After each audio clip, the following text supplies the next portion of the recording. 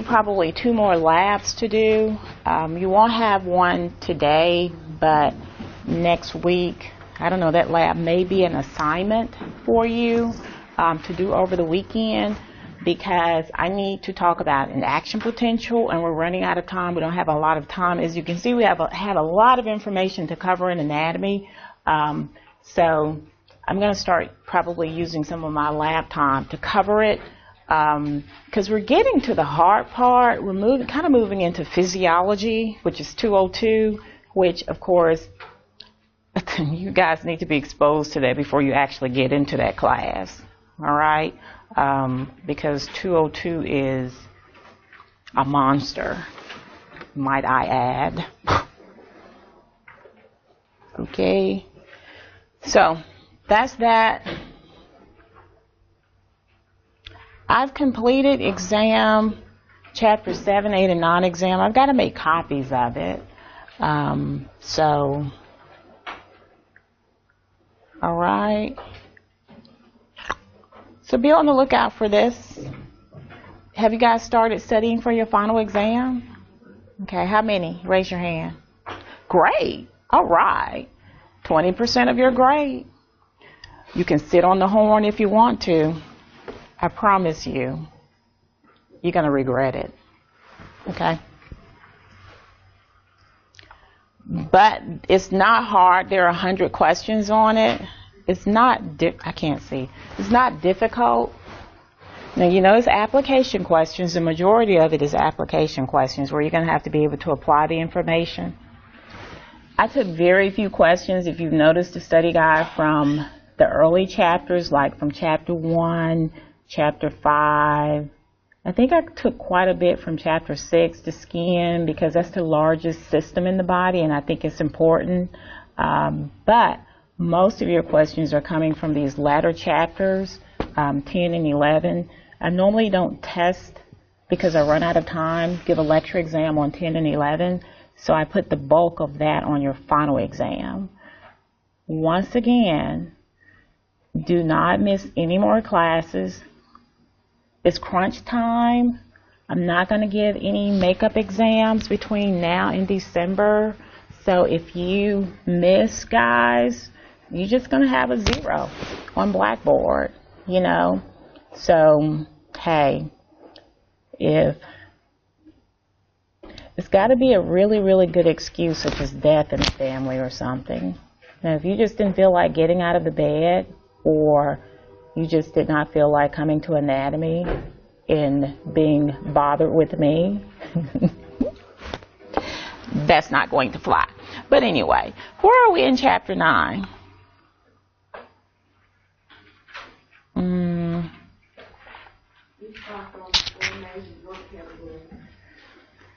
Okay. I still don't think this projector is working. Let's see. I don't think Jim has been up here yet. Looks like he did. Well, looks like he did something. Maybe he has been up here.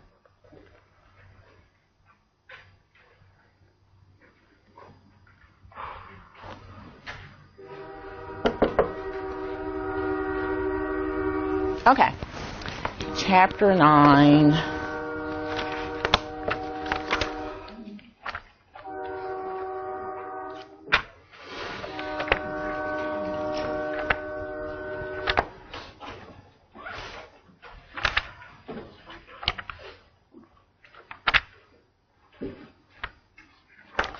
Where did we stop?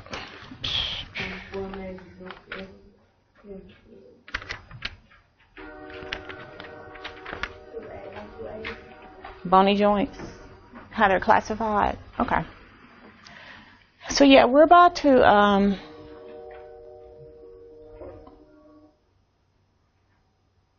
wait, I'm going forward. Okay. Joints and how they're classified. I mean, you know what a joint is. It's where a joint is called an articulation as well. It's where two bones actually meet. So when you have two bones that meet, they're given a couple of examples of it. I think I wrote a few on the board, like atlanto-occipital. You know, it's the atlas and the occipital bone. Radial ulnar means just what? Two bones, a radius in the ulnar, so forth and so on. However, here are the four major categories right here. Joints can be bony. They can have some type of fibrous connective tissue between the bones. There can be a cartilage that connects bone to bone. The one we're going to spend the time, this last category, your synovial joints, are the most complex. These are the joints you need to know if you're going into PT, if you're going into OT, if you're going into nursing, the medical profession. These are called your diarthrotic joints. Okay, they're freely movable. These are the joints that are the most debilitating, the most crippling. These are the joints that people get arthritis in. Okay, your knee, your elbow, your fingers, your shoulders, your hips. Those are freely movable what? Joints. All right? This is where the bulk of this chapter comes from, that last category. Got it? Okay. So another name for bony joint, guys, you need to know is called synostosis. Okay?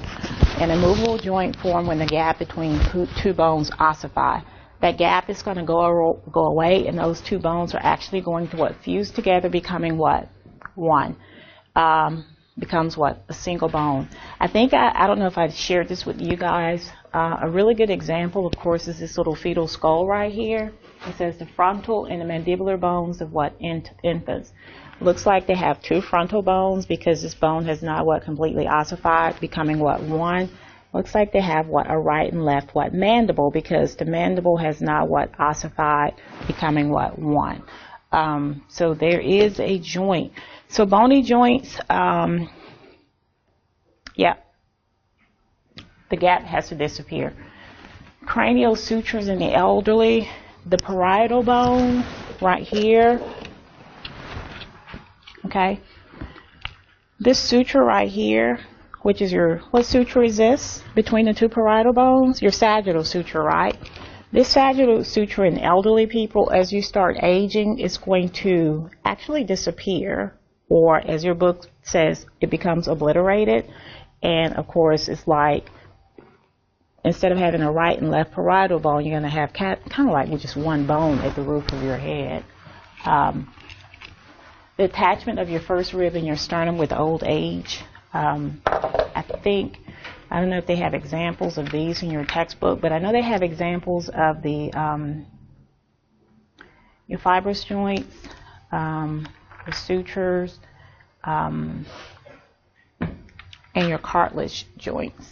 Okay, so this right here can occur in either fibrous or your joints that have what? Cartilage. Okay. Your fibrous joints, another name for them, guys, are your synarthrotic or synarthrosis joints. There are three of them. Your sutures, your gomphosis, and your syndesmosis. A point at which adjacent bones are bound by collagen fibers. Collagen fibers connect what? Two bones. It emerges from one bone, crosses the space, and penetrates what? The other. They have all three listed in your textbook on page 280, figure 9, 2.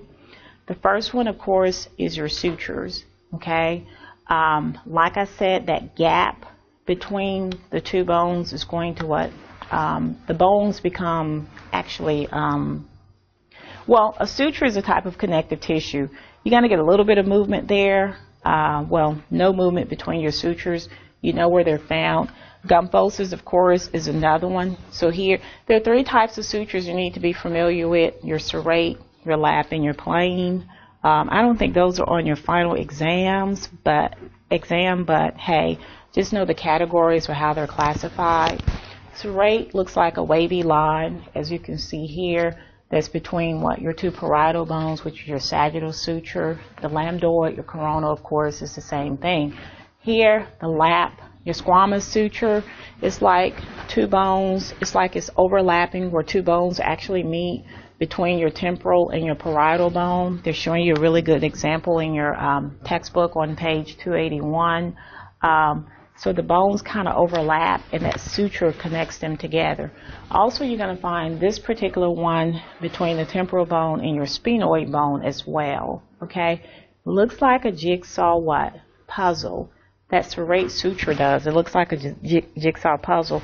That lap suture, as you can see, it looks like just a line that has just been cut across that wood. The plain suture, which is also called a butt, straight, non-overlapping edges. The intermaxillary suture will fall under this particular category. Palatine processes of what? The maxillae. So the intermaxillary suture will fall under a plain or what? A butt what? Suture. All right.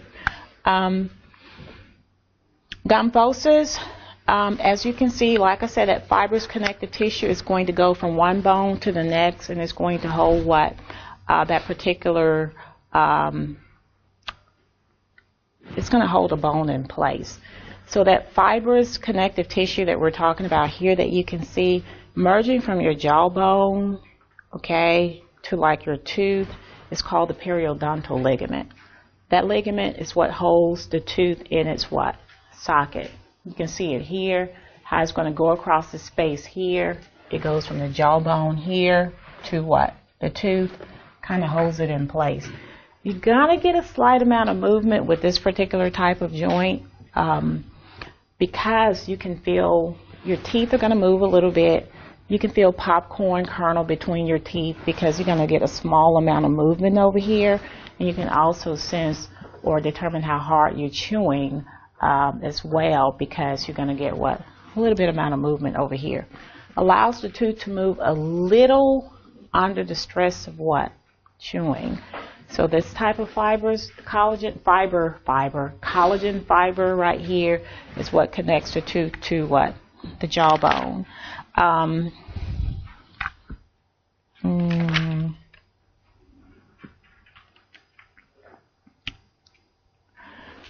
Those are on, that particular one is on page what? 281, the text, the reading of it. Now, because that periodontal ligament is the one that holds the tooth in the socket, you know, if that ligament starts to deteriorate, you know, people get periodontal disease. If that ligament starts to deteriorate or it gets really, really thin, what's going to happen? If it's really severe, the tooth is going to what? Get really, really loose, and it's going to fall out of what? Your socket, okay? Because now you know why people get periodontal disease. It's because the periodontal ligament starts to get really, really thin or deteriorate. Syndesmosis. Okay, I think I remember telling you guys the other day there are only 2 bones, 2 areas, 4 bones actually, of the body where there are 2 bones that are parallel to each other. The radius and the ulna, the tibia and what? The fibula. Okay. Syndesmosis, you have what you call an interosseous membrane that goes from the tibia to the fibula and the radius to what? The ulnar. Okay. A fibrous joint, can't see that, which 2 bones are bound by longer collagenous fibers than in a suture or gymphosis, giving the bones a little bit more what? Mobility. However, you're going to get more mobility between the radius and the ulna because when you do supination and pronation, which is one of the movements that's on your next lab exam, supination and pronation, you're going to get a little bit more movement here, there. However, between the tibia and the fibula, you're not going to get a whole lot of movement. So the example here, you can see the tissue, okay, the interosseous membrane going from the 2 bones here. What 2 bones are these? Can you guys make out what these 2 bones are? The tibia and what? The fibula, okay.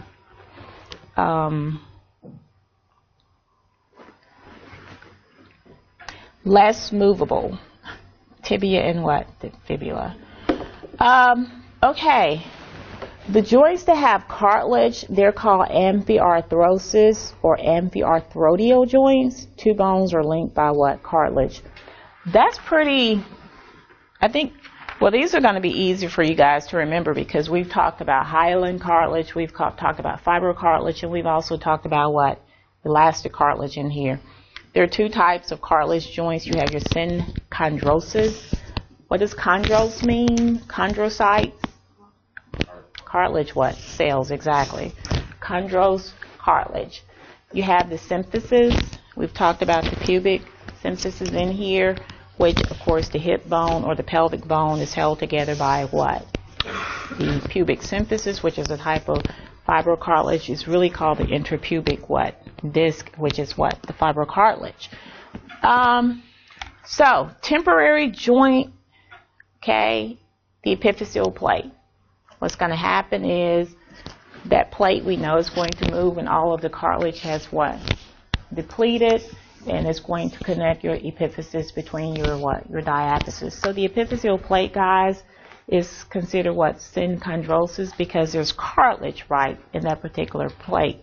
A first rib connected to your sternum, which is costal cartilage, is another example of a synchondrosis.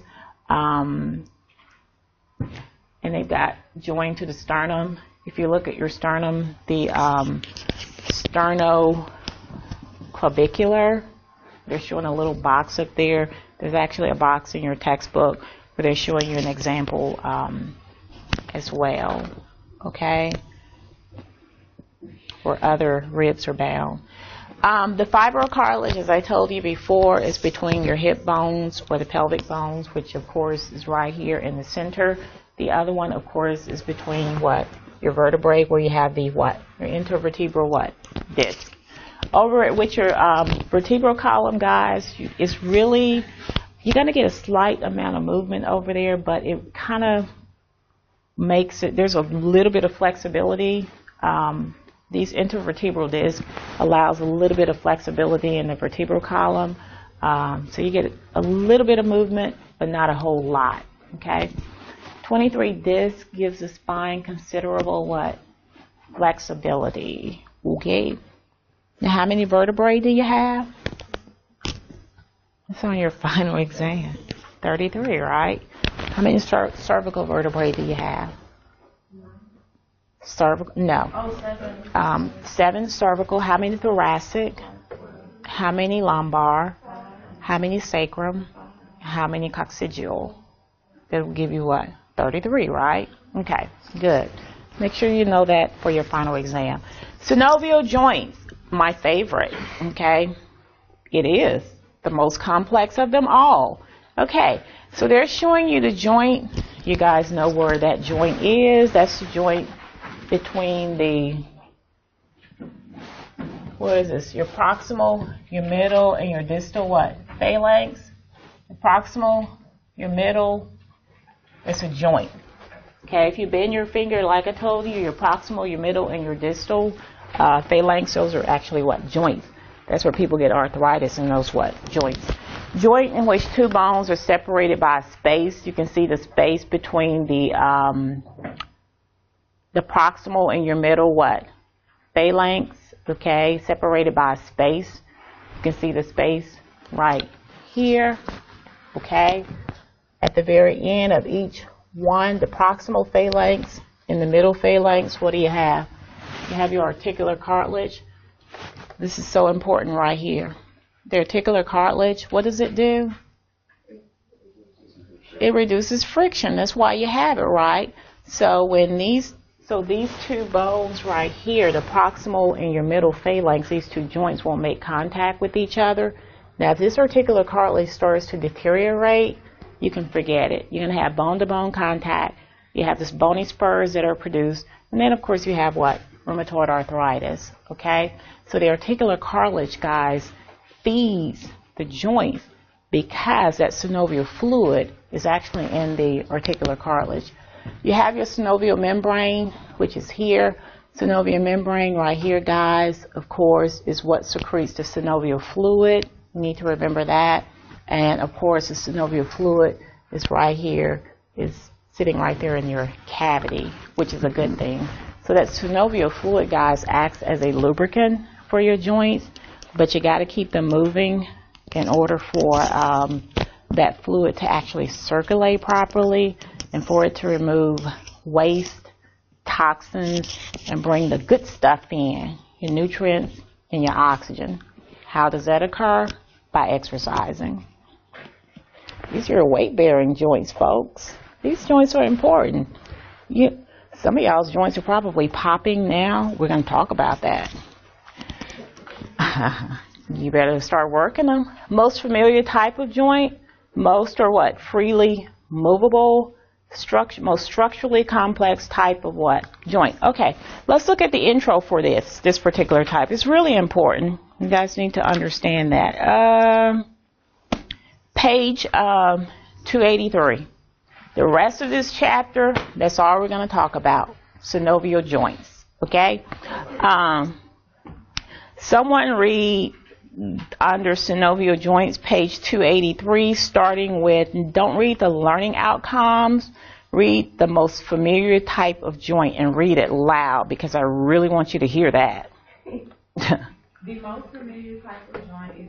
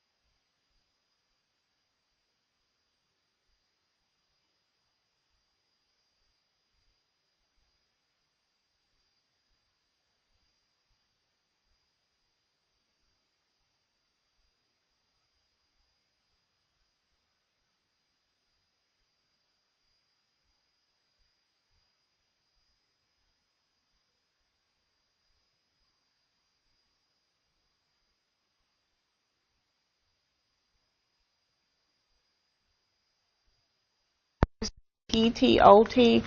If you don't know this, if you can't perform those movements for me in a couple of weeks,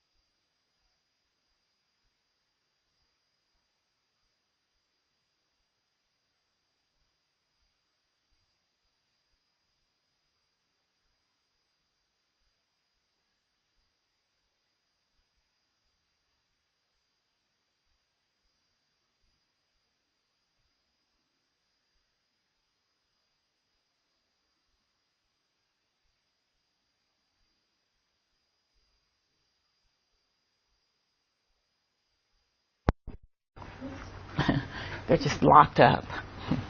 It's funny. So, was that April that just read this? Yeah. Most likely to develop painful what? Dysfunction. That's why with athletes, that's why I keep stressing these little bitty kids, 5-year-olds playing a lot of these sports. You better be careful with that, because a lot of those injuries, especially if you re-injure, which often occurs with these professional athletes, they make all that money, but Lord and behold, once they're done with playing, they're all beat up. Got arthritis everywhere. Can't even work. Well, they don't need to work anymore if they don't save their money right. So, their mobility makes them important to the quality of life. Okay. As I told you, the hyaline cartilage, of course, is found at the surface. Synovial fluid. Make sure you know what synovial fluid is. Synovial fluid kind of has the consistency of raw egg white. Your book has albumin, which is the white part of the egg in your textbook. That's raw egg white hyaluronic acid. Some textbooks describes it as kind of having the consistency of oil, but it's a little bit thinner than oil. Okay, gives it a viscous, slippery texture. Nourishes what? The articular cartilage. Okay, so when you exercise and you put compression on those joints, when you warm up. You do that warm-up period, okay, that cartilage is going to swell like a sponge, okay, and it reduces your chances of injuring your joints, which is why warm-ups are so important before and after you work out, okay. Makes movement of synovial joints almost friction free. Removes waste, okay.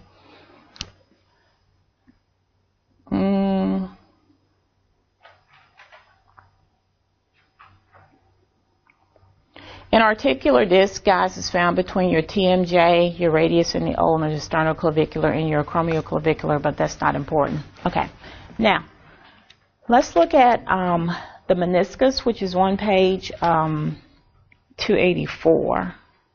Okay,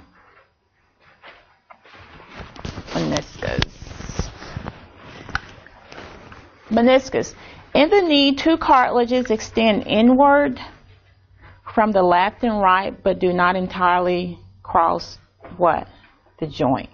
Okay, this is your kneecap right here. Okay, that little crescent shape right here that you see, this is that cartilage they're talking about. Okay, you have a medial and a lateral meniscus. Okay, it stabilizes the femur and the tibia. That's what it really does. These cartilages absorb shock and pressure. Okay, it's a shock absorber. Improves the fit between bones.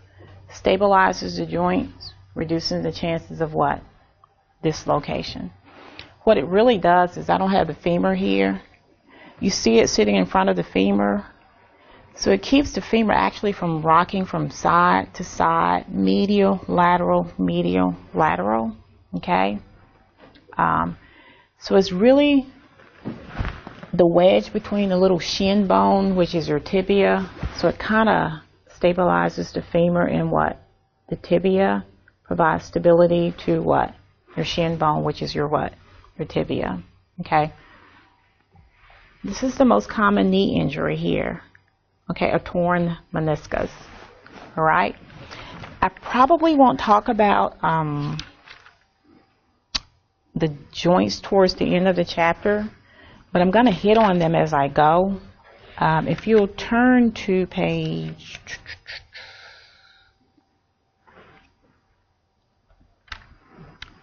where is it?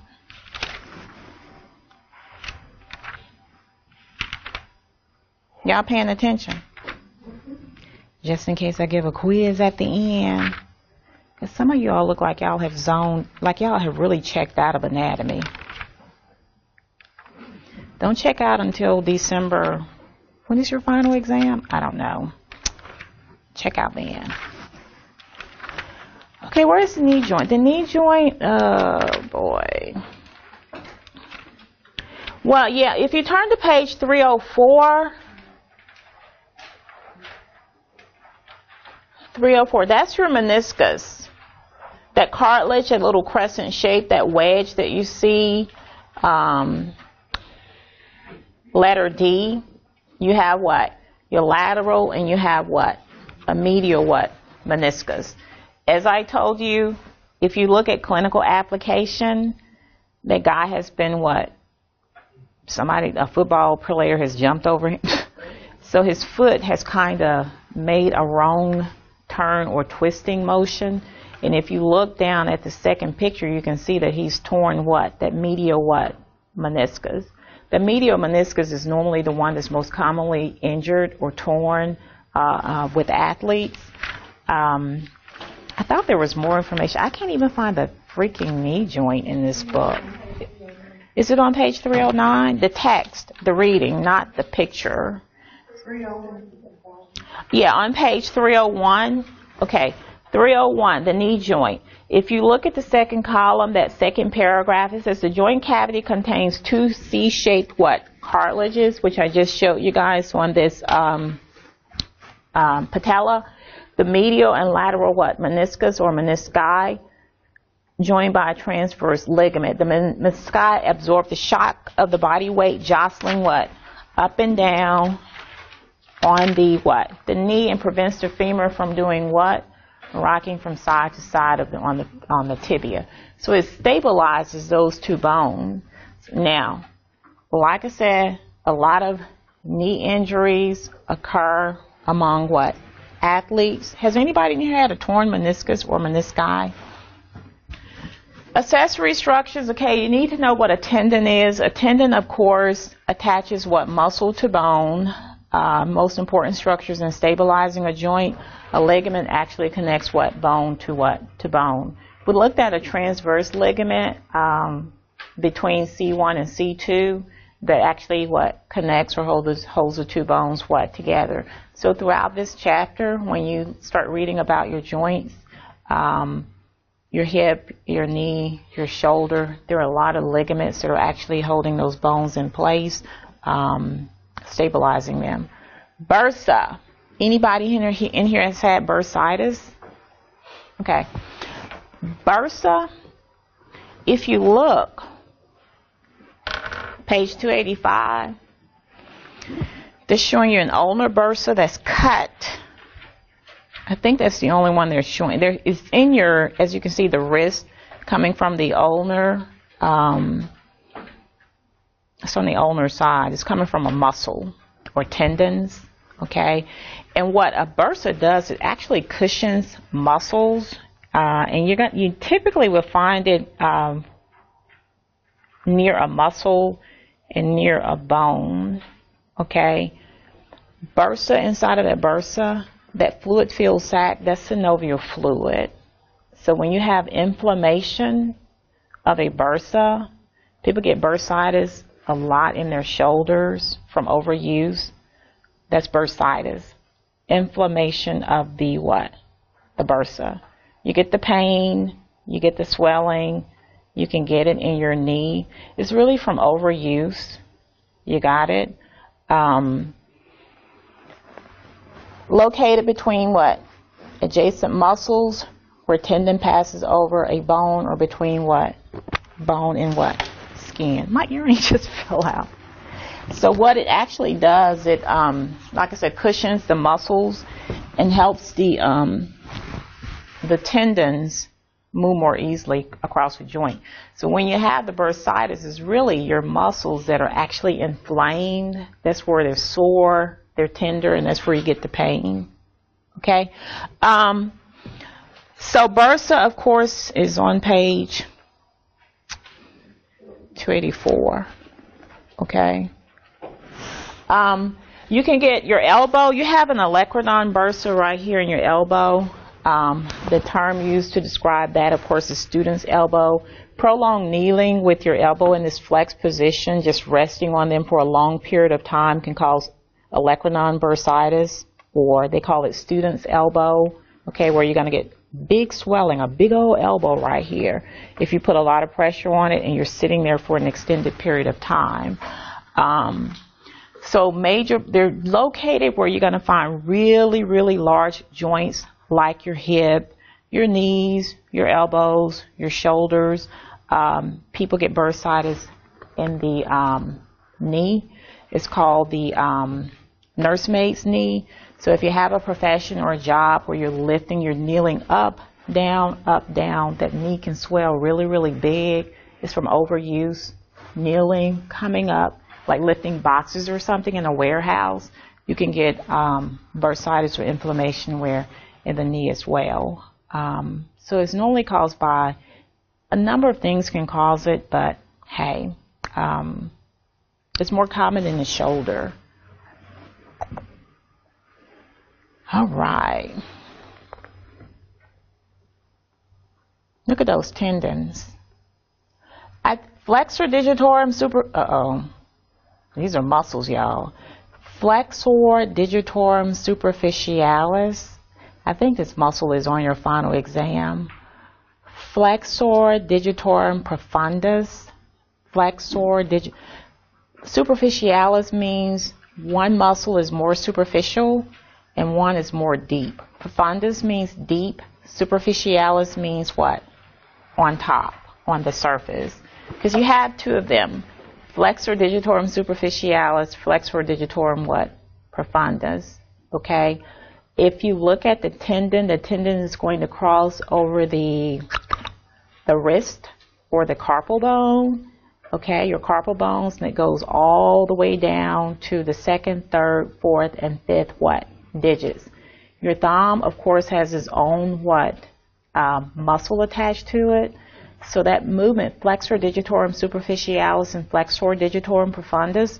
Digitorum, guys, means fingers. Okay, more than one. Fingers or toes. So what happens is it's going to allow you to flex your fingers.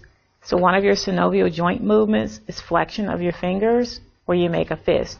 If you do this, it's wrong, okay?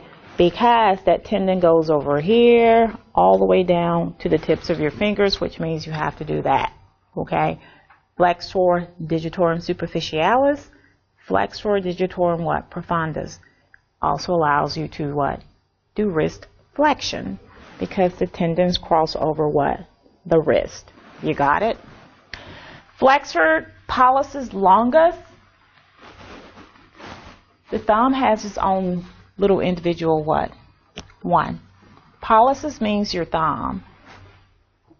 When you flex your thumb, the flexor pollicis longus allows you to do that. You got it? Make sure you listen to this integrity lecture going into your final exam. Hint, hint, clue, clue. Okay? Since I'm over here, I might as well talk about them. These muscles are in chapter 10. Up. Exercise. You've got to love it. Make sure you read page 284 for you couch potatoes. Now, you know we talked about your osteoblast and your osteoclast in here, remember?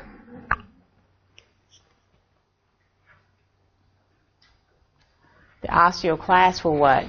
Remove what? Bone, right? If you're not moving. Okay.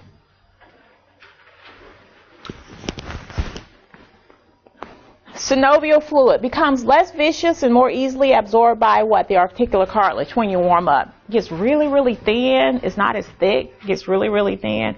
The synovial fluid, guys, feeds your cartilage. You got it? Let's look at that first paragraph. When synovial fluid is warmed by exercise, this is on page 284, it becomes thinner and more easily absorbed by the articular cartilage. This cartilage then swells, all right? Then all of that good stuff starts coming in, nutrients, oxygen, so your joints won't become stiff and you won't get arthritis, okay? And swells and provides a more effective cushion against compression. For this reason, a warm-up period before vigorous exercise helps protect the articular cartilage from undue wear and tear. Undue wear and tear. Undue wear and tear. That's osteoarthritis. not exercising, but over time, as you start aging, there's wear and tear on what? The joints. You got it? And then you in pain, taking NSAIDs, aspirin. You go to a rheumatologist. He was like, well, there's nothing we can do for rheumatoid arthritis. You're just going to have to do your exercises and try to increase your range of motion. They put you on meds, take some aspirin whenever the pain comes, blah, blah, blah. But anyway, so,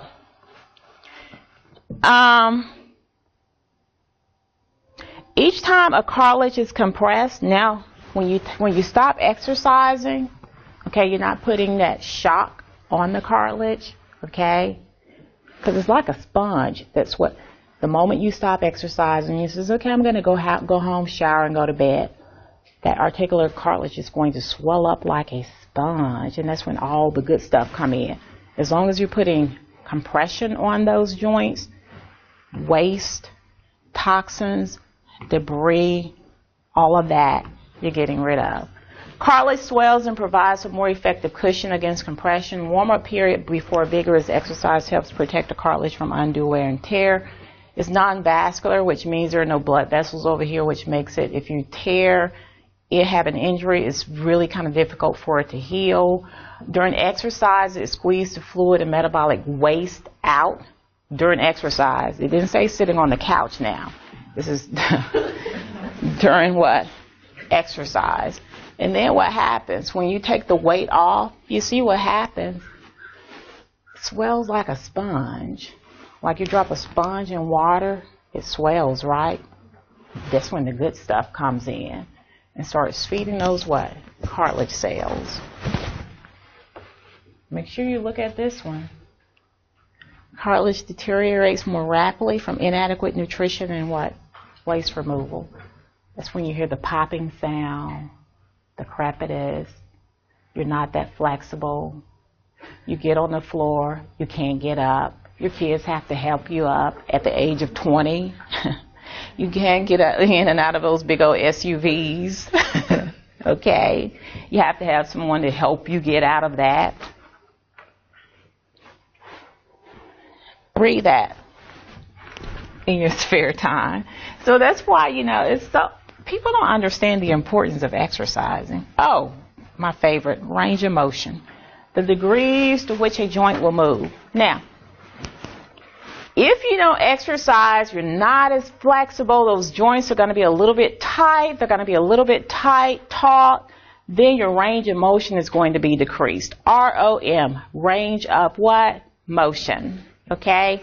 The degrees to which a joint can move. Every joint in our body, guys, has a certain degree that it will what? Actually move in. Okay?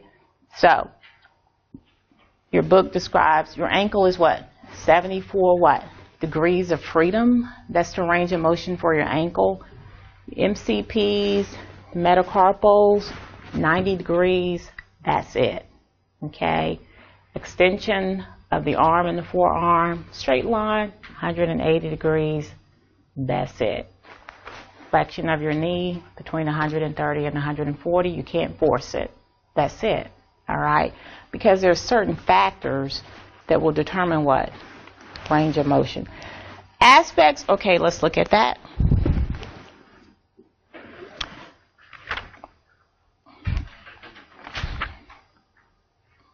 Page 287, range of motion. Okay, someone read the intro where it says one aspect.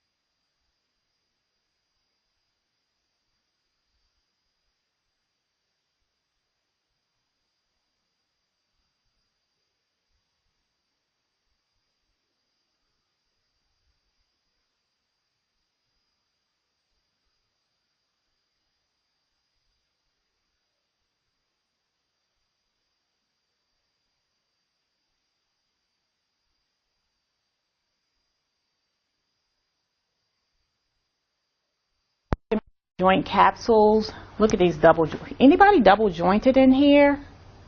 They have really, really long ligaments, okay?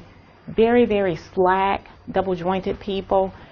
Dancers, gymnasts, acrobats have a lot of flexibility because of their ligaments. You know, they stretch them to the limit, okay?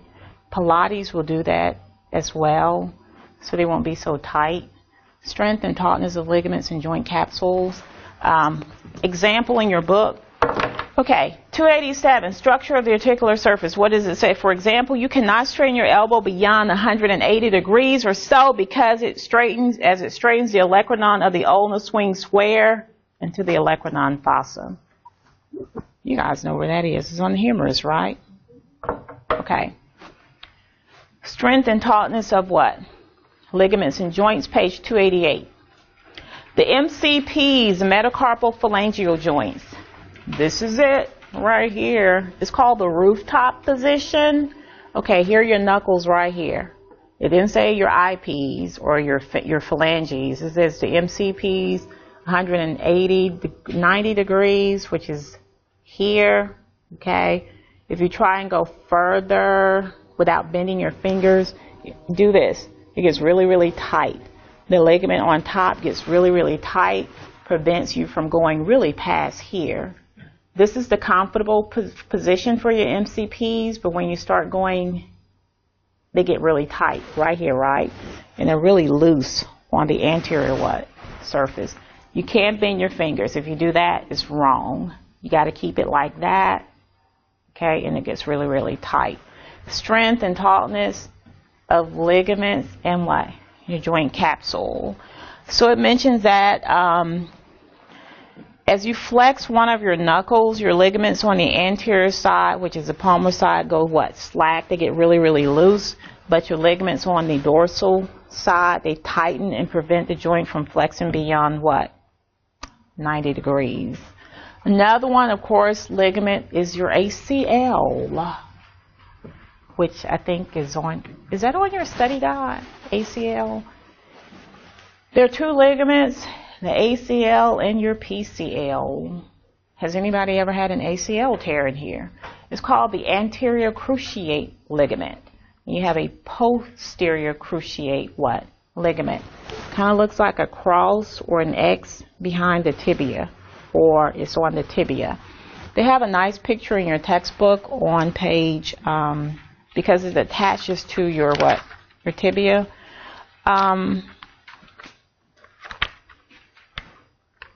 So I'm hitting on, okay, where is your tibia in the ACL? Page, the text is on page 302.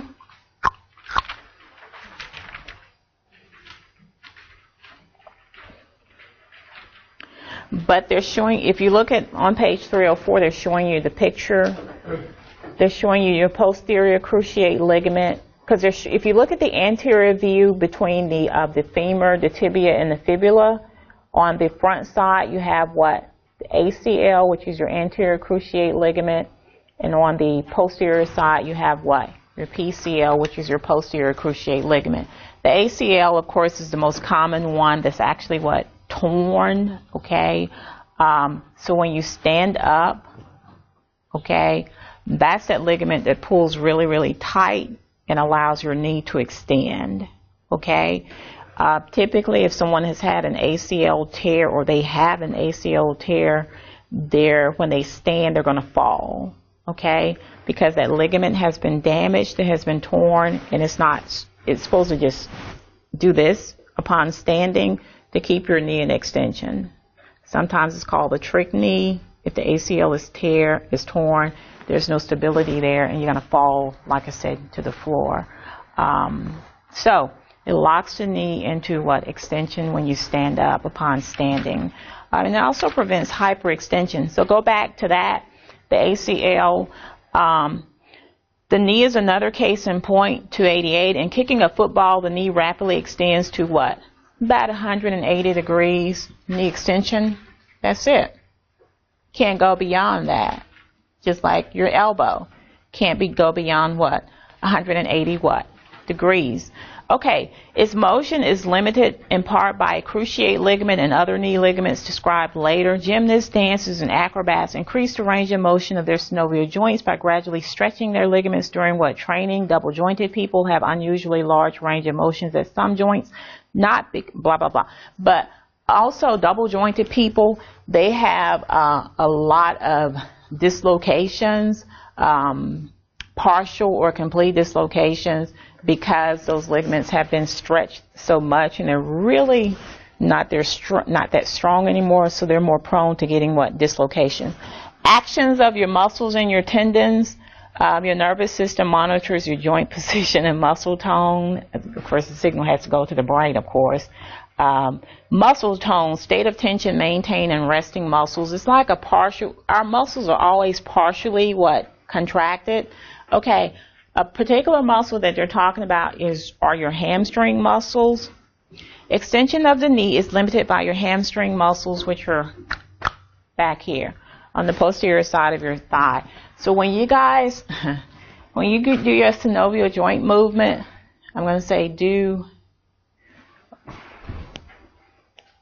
this is knee extension right here, the zero position, your hip and your knee extended. But also when you do this movement, is what? Knee extension. You can feel all this tightening up when you do it. Now, I'm going to ask you, okay, what muscles allow you to do knee extension? Some of them you're going to have to palpate, which will be your hamstrings. Where are your hamstrings located? Back here. So when you do knee extension, you're going to talk me through it like I'm the student, okay? You do knee extension. You say, okay, I'm extending. This is knee extension. I'm going to tell you which movements to do, but then that's when you jump in and you do the movement, knee extension, the muscle that allows me to do that, because I want you to feel it. You know, you may be sore the next day, by the way. Hamstrings, big old ham. Now, there are 3 of them. Don't get alarmed when you see that study guide I'm going to put out there. You have your semimembranosus, your semitendinosus, and you have your biceps femoris. There are 3 of them. Right here, back here. Okay? I just want you to know where your hamstrings are, so when you leave 201, you will be calling this your hamstrings right here. Making me look bad, like I'm a horrible instructor, when I'm the greatest. Okay? Hamstrings, tightening up. Okay? 3 of them. Your biceps femoris, by the way. Any runners in here? People like to jog? Okay, good. So your biceps femoris, that's the only one that's going to be a little bit, has another action to it. They're called actions, those synovial joint movements. As we transition into chapter 10, those movements, they're going to call them actions. Actions of your muscles. All right? So when you're airborne, you're in the air, you're running, your biceps femoris is what keeps you in the air without falling over. Okay? So,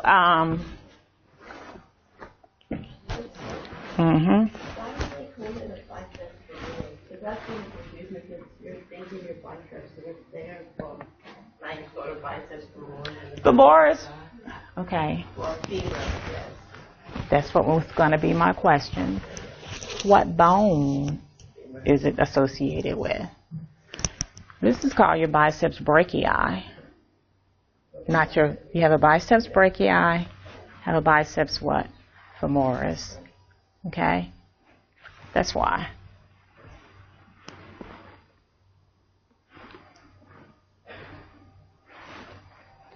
Where's the brachium?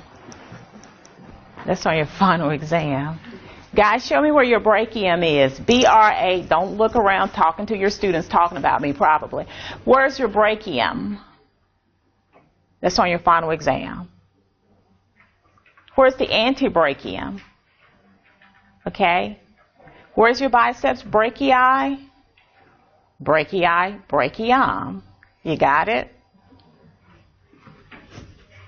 Y'all will put it together. Or else. Or else what? Okay, axis of rotation. A moving bone has a relatively stationary axis of rotation that passes through the bone in a direction perpendicular to the plane of movement. Multi-axial joint. Multi-axial joint. Okay, the two multi-axial joints, guys, are your shoulder joint and the hip joint. Those are multi-axial joint because they can move through all planes. Your transverse, your coronal, and your what? Your sagittal. Okay? They're showing you your movements here. Other joints are monoaxial or biaxial. Monoaxial means it can only move in one plane. Bi means it can move in actually what? Two planes. Oh, so here this guy right here performing those synovial joint movements. Abduction of the arm. I like to say abduction of the shoulder, but I'm going to go with what's in your book because we're talking about your shoulder joint here. Flexion of the arm, flexion of the elbow right here, okay? And internal or medial rotation, same thing. Make sure you read that. This movement here, okay? What muscle allows that? Deltoid, absolutely. One of your injection sites, ladies, gentlemen, if you're nursing, deltoid muscle. I'm going to have you to palpate your deltoid muscle for me, okay? That big old muscle that caps your what? Your shoulder. All right? Okay.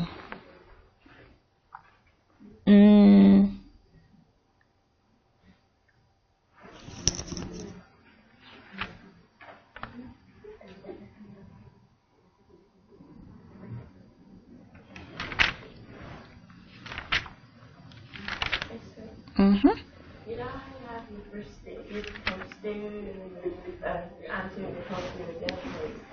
Or is that just the deltoid? It doesn't have anything? Well, see, the deltoid has 3 fibers to it. There's one here, the anterior. There's one here, what? Posterior. Or you have one right here, which is called the lateral or the middle. There are 3 fibers to it. But don't be afraid. You won't have to name the 3. But you do need to know where your deltoid muscle is. Because if you point here,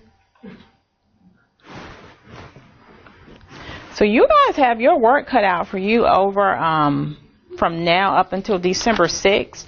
So what my advice to you would be is in chapter 10, they have all these muscles grouped together. Like I said, there are about 600 of them. You need to find those muscles in chapter 10, and you need to know where they are in order that you will know where to palpate on your body. Okay? The day you have that test, let me turn this thing.